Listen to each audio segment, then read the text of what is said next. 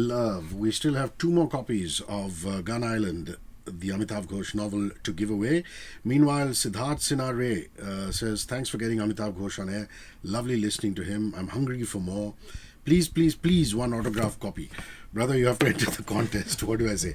Sachin Bhandari, thank you for shouting out, buddy. He says, really enjoying your show with Amitav Ghosh.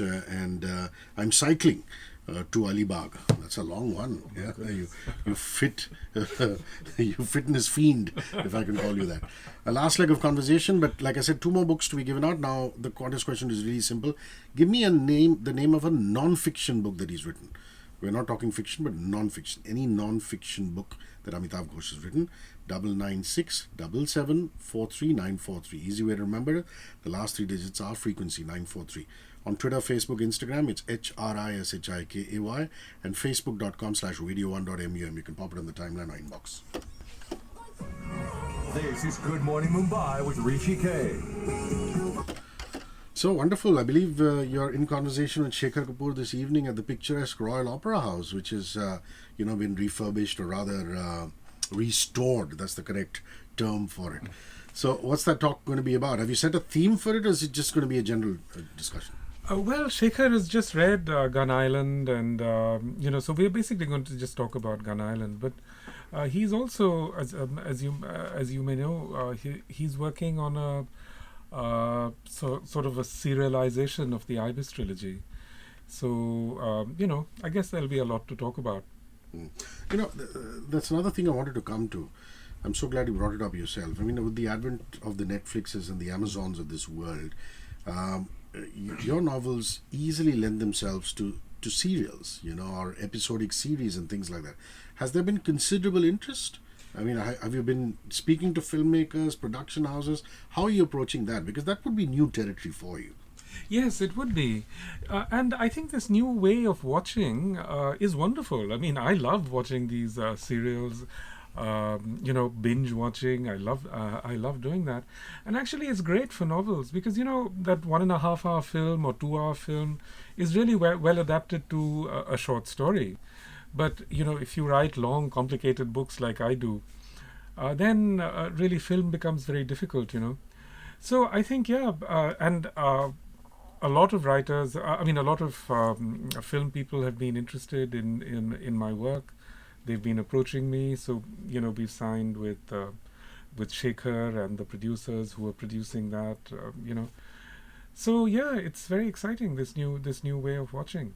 So how do you make up your mind whether you can trust somebody with the making of your books on celluloid or in the series version? Do you go by gut instinct? Are there multiple meetings, for example, with Shekhar? How did that pan out?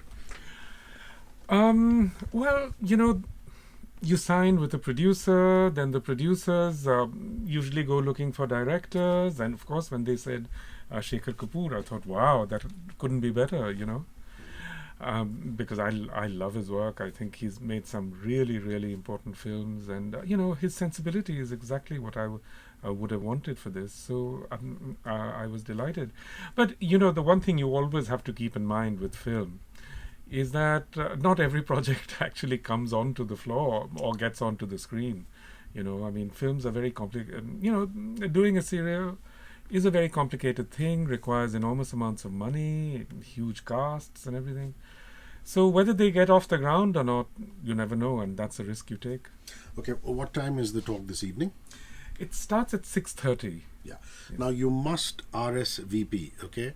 You can either RSVP Lit Live, which is Mumbai's prominent literary festival. This is under the aegis of Tata Lit Live, so you can go onto the Tata Lit Live website and RSVP, or you could go to the Opera House. They also have their own program calendar, and you can then RSVP if you're going in, because the venue is not a very, very large venue, so there is limited seating, and I'm sure there's going to be lots of people waiting there to hear Amitav, so please RSVP before going. I'm going to talk about Tipu and Rafi, the two boys. Sure. The two actually Bengali boys who then have to be Bangladeshi boys to get in to Italy through the refugee route. Yes, this is a curious thing actually. See, in Bangladesh, these networks that make these huge movements possible have been developed over a very long time, decades, I mean, many, many decades. So, Bangladesh, in many, I gather, in many villages, in many districts, there are dalals who are sort of plugged into this network. So often it does happen that people will cross over there in order to actually make to start these journeys. But Rishi, one thing that's very interesting is that in all my travels and talking to these migrants and so on, one thing I kept asking them is that did you come across a lot of Indians?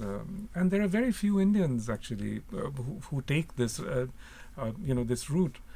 There are many Pakistanis, there are of course lots of Afghans and so on, and actually a fair number of Sri Lankan Tamils and so on, many Bangladeshis of course, but up till now very few Indians. And I think it's because the networks don't yet exist in India in quite the same way.